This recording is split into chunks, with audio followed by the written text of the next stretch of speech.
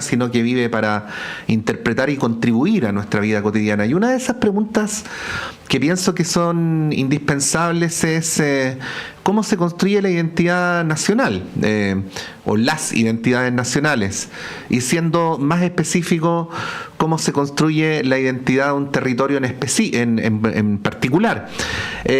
Y pienso especialmente en el norte, cuya vida en comunidad se ha construido fundamentalmente en torno a los valles, es decir, atravesadas por ríos, y que, como ustedes bien saben, son ríos que provienen de la cordillera y que llegan al mar. Uno de esos valles, los del Valle del Norte y del Norte Chico, y el que está más al sur, es el Valle del Choapa, que es al mismo tiempo una provincia, ¿no? Y que tiene desde comunas cordilleranas a comunas costeras. Y fíjense que en torno a el acervo culinario de toda esa zona es que tres investigadores, Alejandra Alvear, Rolf Foster y nuestra invitada, la antropóloga académica de nuestra universidad y premio nacional, Sonia Montesinos, fue que crearon este maravilloso libro. Lo digo porque lo leí, me parece una maravilla: Constelaciones culinarias del Choapa, voces y memorias. Estamos con Sonia Montesinos a esta hora de la mañana. Sonia, muy buenos días, gracias por la posibilidad de poder conversar sobre este libro y sobre esta investigación. Hola Patricio, muchas gracias a ustedes por la invitación. Aprovecho de felicitarte por todo el trabajo que has hecho en nuestra radio, ya y muchas gracias por poder hablar, digamos, de esta investigación. Sí, yo decía cómo se construye una identidad, Sonia. Hay cosas que uno podría decir tentativamente a lo largo de mucho tiempo, por muchas personas, en distintas épocas. Tratemos de aterrizar esas cosas que yo digo así intuitivamente al ámbito culinario, ¿no? Que fue el que ustedes investigaron en la provincia del Choapa.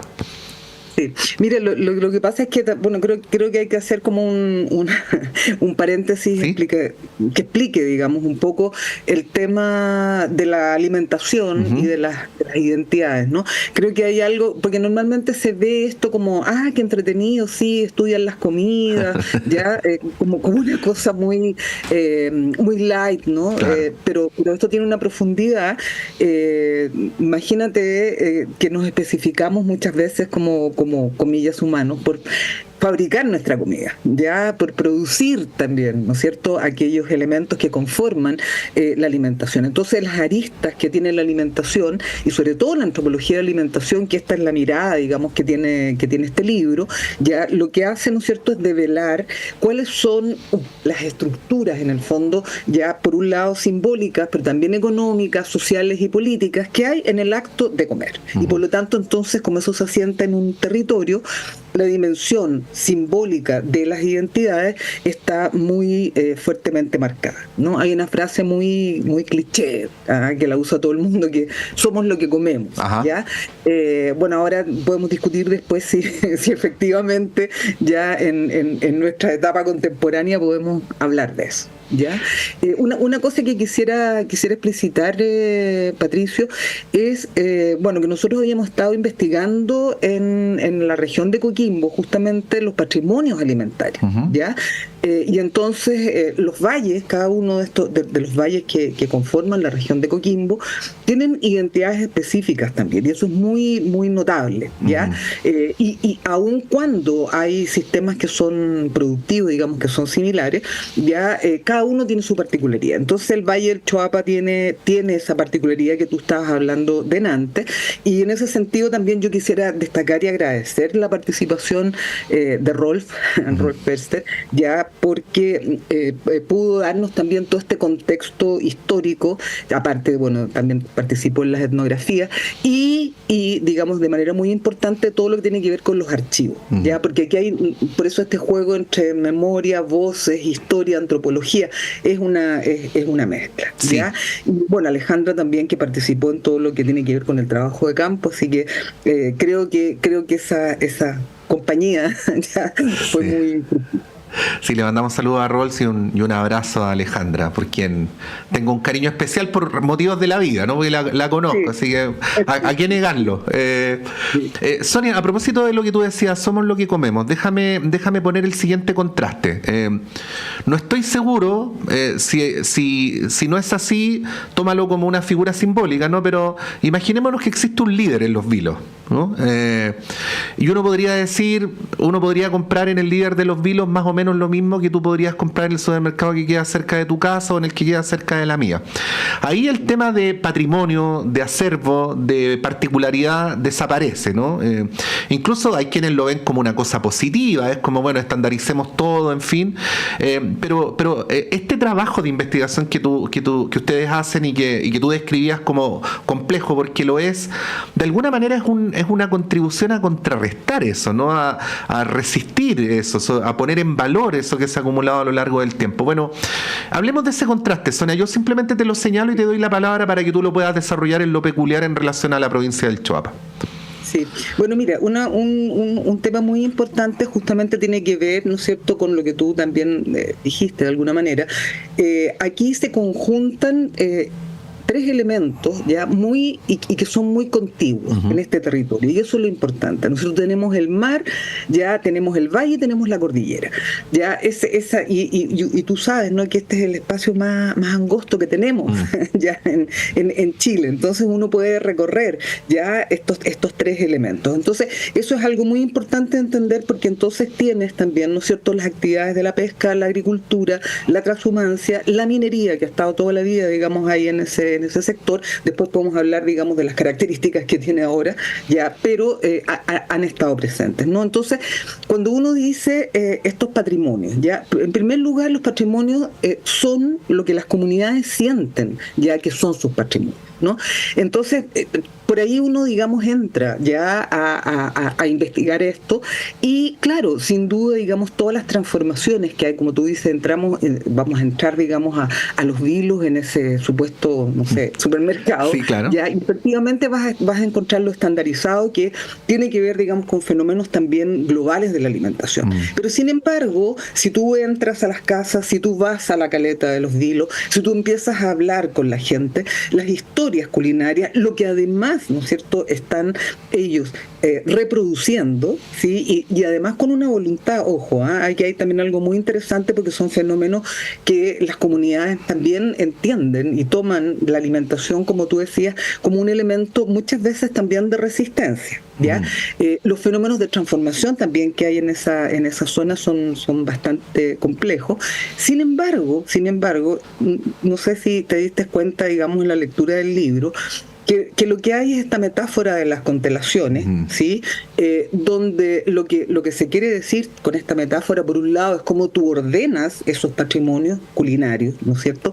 Pero por otra parte también, ya lo que tú quieres decir con esto es este vínculo tan fuerte que hay, ¿no es cierto?, entre las comunidades, los sujetos, las personas, y lo que es, bueno, vamos a decir comillas, ya, entorno, ya, o ahora, ¿no es cierto?, que está tan de moda, digamos, y bueno, es interesante el concepto, ¿no es cierto?, en la relación entre, ¿no es cierto?, los humanos, los animales, ¿no es cierto?, y lo que, comillas, decimos naturaleza. Sí. ¿Ya? Uno también ve ahí hay una constelación, ¿ya? Hay una constelación súper importante, y que entonces uno la empieza a develar. En el caso, ¿no es cierto?, de lo que llamamos la constelación de la cabra, hay algo muy interesante antropológicamente, porque tú puedes leer estructuras simbólicas de parentesco, ¿no? Por ejemplo, la cabra como la madre de los pobres, por ejemplo, la madre, ¿no? Tienes lo que llamamos la constelación de la tierra y los granos, que está relacionada, ¿no es cierto?, con el trigo y el maíz, y ahí hay una metáfora que tiene que ver, ¿no es cierto?, con muchas imágenes de Gabriela Mistral, que son como los mellizos, ya los trata ella, los mellizos, pero también el trigo aparece como el gran padre hispano, ¿no? Que se instala, ¿no es cierto? Y luego tú tienes, en el caso de la costa, ya todo este vínculo totémico, ya de las familias que adoptan, ¿no es cierto?, determinado tipo de maneras, digamos, ¿no es cierto?, de linajes que están relacionados, ¿no es cierto?, son conocidos y relacionados con ciertas especies marinas, ¿ya? Entonces, cuando hablamos de esta profundidad que tiene ya el patrimonio culinario, ya no es solamente lo que se come, sino que qué es lo que pasa en esa provincia, digamos, con lo que se come. Y ahí hay una cuestión que es como sumamente importante, porque nosotros encontramos efectivamente que, no obstante todo lo que tú dices, digamos, de estos cambios, ya se mantienen, ya, y no solo el tema de mantener así como incólume, igual, nosotros hacemos el mismo, que se yo, cocho, o hacemos, ¿no es cierto?, la misma carbonada de loco. No, hay transformaciones. Lo importante son cómo esas estructuras, ¿no es cierto?, culinarias, y cómo las personas las sienten propias, ya, y quieren reproducirlas, es lo que a nosotros nos interesó indagar. Sí. Bueno, a propósito de Sonia, simplemente subrayar lo que tú decías, Sonia, el libro identifica estas 3 constelaciones, ¿no? Y es una maravilla darse cuenta que en una cantidad de territorio relativamente acotada, si uno la compara con una investigación que pudiera hacer en otros paisajes, ¿no?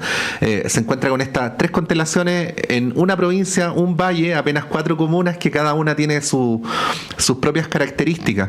De repente, seguramente a todos nos pasa, a ti también, Sonia, que es que leyendo te acuerdas de algo que se te había borrado de la memoria, que quizás en su momento estaba como desvinculado, y vuelve violentamente. Mira, aleatoriamente una entrevista como cientos de las que me ha tocado hacer acá en la radio hace años a una dirigente campesina, Mafalda Galdames, donde ella en plena ola feminista decía, nosotros entendemos que para las compañeras de las ciudades la cocina sea un espacio de reclusión y subordinación, pero para muchas de nosotras la cocina es un espacio de soberanía y de poder, y nos gustaría establecer un diálogo para que ustedes, las feministas de la ciudad, entendieran lo que esto significa para nosotras. Y de eso, que ocurrió hace tantos años, Sonia, me acordé leyendo el libro, ¿no? Y una de las cosas que quizás solamente las vamos a alcanzar a enunciar, pero bueno, estas entrevistas son encontrar un puente entre los lectores y el libro, es la idea de que estas construcciones culturales culinarias también determinan modos de relacionarse entre las personas, ¿no? Entre mujeres y hombres, tipos de familia, relaciones que también son, aunque sea involuntariamente, de poder. Háblanos un poquito de eso, ¿no? Y de lo que uno podría concluir a la luz de lo que van señalando las páginas del libro. Sí.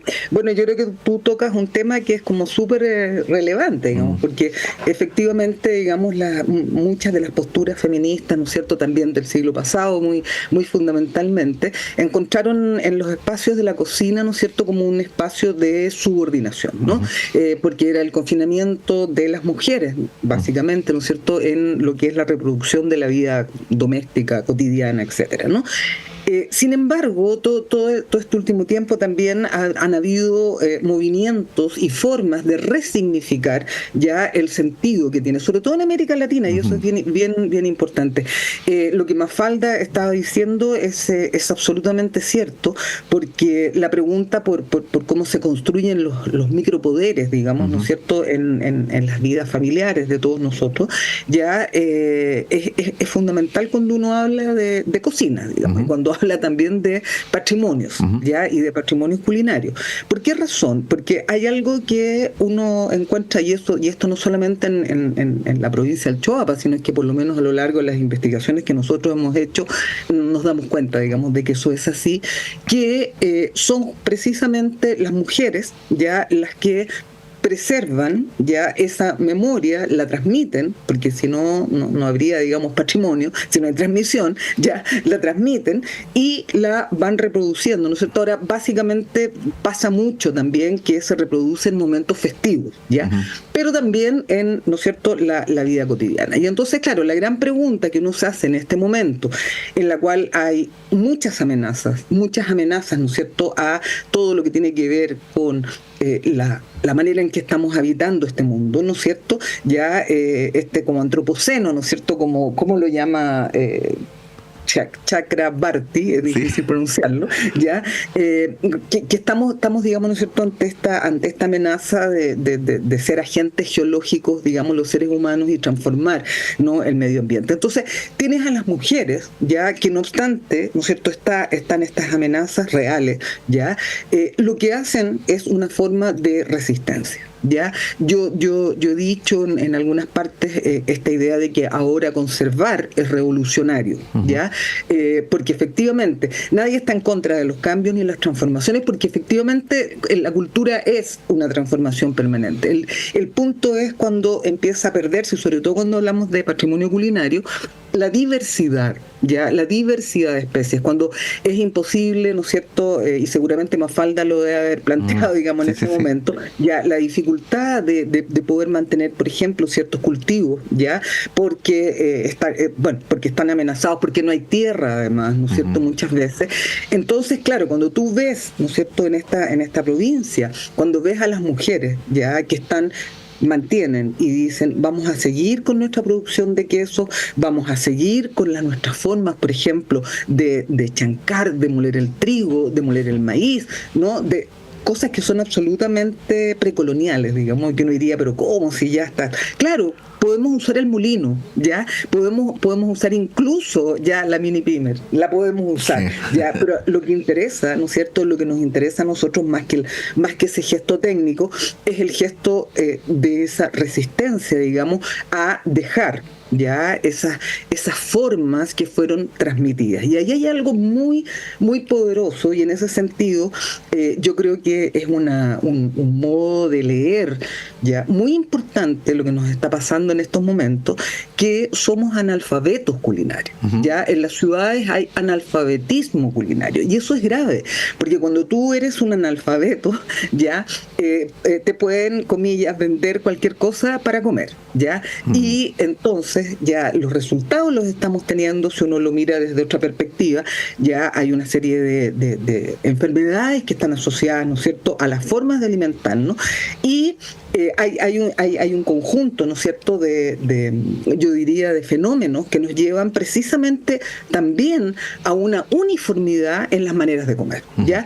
Y entonces, ¿quiénes son los que tienen la posibilidad ya de una ampliación de los gustos, del placer de comer cosas distintas? Ya también se acantona en ciertas clases sociales, pero cuando tú vas ya al mundo de la provincia, cuando vas a estos lugares, vas a encontrar que al menos hay una diversidad. Se come, por ejemplo, conejo, ¿ya? Incluso en algunos restaurantes, ¿ya? Se ofrecen conejos, ¿ya? Por ejemplo, en Salamanca hay un restaurante, ¿no es cierto?, donde tú puedes comer conejo, puedes comer cabrito, puedes comer una cantidad, digamos, y en los vilos, por ejemplo, también, puedes comer una cantidad de cosas, ¿ya?, que de elementos culturales, culinarios, diría yo, ya que acá no lo puedes hacer. Mucha gente le da como asco, ¿no? Pero qué horror, ¿cómo vas a comer conejo? Están también todas las ideologías veganas o vegetarianas o qué sé yo. Bueno, ahora hay toda una nomenclatura, digamos, ¿no? Pero esas comunidades, digamos, persisten en esa forma, porque bueno, ya, me metería en más cosas, digamos. No importa, sí, yo siempre digo, Sonia, es imposible hacer una entrevista de media hora sobre un libro, pero esa imposibilidad metodológica, digamos, que tiene la parte buena de que deja el entusiasmo, que es lo que realmente importa, ¿no? La idea es que después de esta conversación podamos hacer encontrar al libro con los lectores a donde debería llegar, ¿no? Y finalizo con esto, porque no vamos a tener la posibilidad de conversar más, porque para lo demás está el libro, ¿no? Aprovecho de leer Constelaciones culinarias del Choapa, voces y memorias de Sona Montesinos, Rolf Förster y Alejandra Alvear. A propósito de recuerdos que uno tenía, ¿no? Una vez una escritora me dijo, el problema de comprar flores en una florería o en un supermercado es que a las personas cada vez se les olvida más que primero hay que plantar una semilla, esperar que pase el tiempo, regar todos los días para que algún día llegue a ser flor, ¿no? Por esta razón, Sonia, no es lo mismo, voy a decirlo así, comprar una cabra, o sea, comprar un trozo de cabra en el supermercado, que esta relación que tú invocas, que es una relación inmemorial cultural y que incluso más atrás tiene un enraizamiento religioso, ¿no? La desvinculación de lo culinario, de los procesos con el resultado, ¿no? Te quería pedir una reflexión sobre esto a partir de lo del Choapa para finalizar nomás, y el modo en que eso nos afecta, para mal, quiero decir, ¿no? Sí. Sí, oye, entre paréntesis hay que decir que el libro es de libre acceso, está en la biblioteca digital, ¿ya? Se puede meter ahí a internet y lo encuentra, ¿ya? Para todo el público, ¿ya? Porque googleen nomás el nombre que aparece ahí a quienes están viendo en la televisión y lo encuentran, y lo repetimos, ¿no? Constelaciones culinarias del Choapa, voces y memorias. Sonia. Eso. Sí, bueno, yo creo que tú tocaste el punto, digamos, complejo que vivimos de la fragmentación, ¿no es cierto?, del alimento, ¿no? Entonces, bueno, como toda esta sociedad es una sociedad fragmentada, digamos, ya, entonces tú dices, claro, el trozo de cabra. Lo que pasa es que tú en un supermercado vas a mirar ese trozo y si nunca viste una cabra, ya que suele ocurrir, o sea, hay niños que no saben, digamos, no han visto jamás un pollo entero, lo han visto, digamos, en los cómics seguramente, pero también deformado, ¿ya? Entonces, claro, comes un pollo, estás comiendo abstracciones, ¿no? Cosas que no. Y entonces, claro, lo que tú encuentras, digamos, en estos lugares es precisamente esa completitud. Por eso la idea de la constelación también del cosmos, ¿te fijas? O sea, aquí no estamos hablando de unos fragmentos ¿me entiendes?, de platos o de tradiciones, etcétera, ¿no? Estamos hablando de algo que funciona ya de una manera, por un lado, armónica, y que está en ese vínculo que tú decías, ¿no? Es decir, tú ves la cabra, además tú tienes un vínculo, una relación profunda ya con esa cabra, con ese maíz, con ese trigo, ya con lo que tú estás sembrando, ¿no? Con ese pez, ya lo conoces, sabes cómo se mueve. Y entonces acá hay algo profundo de antropología de la alimentación que tiene que ver con un principio que se llama el principio de incorporación. Cuando nosotros comemos, estamos incorporando no proteínas, ni aminoácidos, ni eso se está incorporando desde un punto de vista, comillas, de un discurso científico, pero nosotros estamos incorporando otras cosas, ¿ya? Y de ahí lo importante, ¿no es cierto?, y la fuerza que tiene la publicidad, justamente, ¿ya?, en que va a construir imaginarios de esos fragmentos, ¿ya? Y entonces nosotros vamos a consumir esos imaginarios. Por ejemplo, si usted toma café, va a tener energía. Si usted se toma, no sé, la Coca-Cola, la bebida X, ya va a tener un placer. Bueno, no voy a decir, tú sabes que las botellas siempre han estado asociadas a lo femenino, sí, ya sí. Vas a tener determinado tipo de placeres y así, ¿no? Entonces la sociedad, digamos, contemporánea necesita construir esos relatos y esos imaginarios, cosa que cuando tú miras y ves en estos otros lugares, los imaginarios están relacionados con otro tipo de cosas, ¿ya? No están relacionados con que el trigo te va a dar, qué sé yo qué, no sé, te va a dar, el gluten te va a hacer mal, por el contrario, ¿no?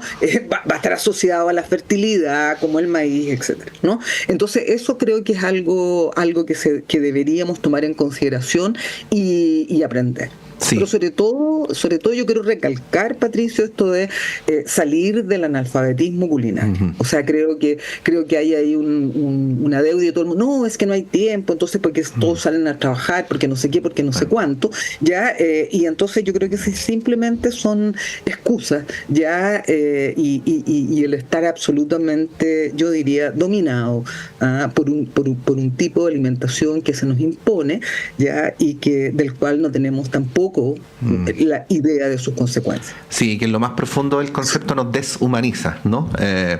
Absolutamente. Sí. O sea, y además rompe con este vínculo interespecie, ya, y creo que eso, y yo creo que eso es creo que eso es algo muy, muy, muy complicado, ¿no? Porque nos lleva también como a suplir eso de otra manera. Bueno, hemos tenido esta conversación introductoria a la lectura del libro. Como decía Sonia, lo pueden encontrar gratuitamente y descargarlo en internet. Constelaciones culinarias del Choapa, voces y memorias.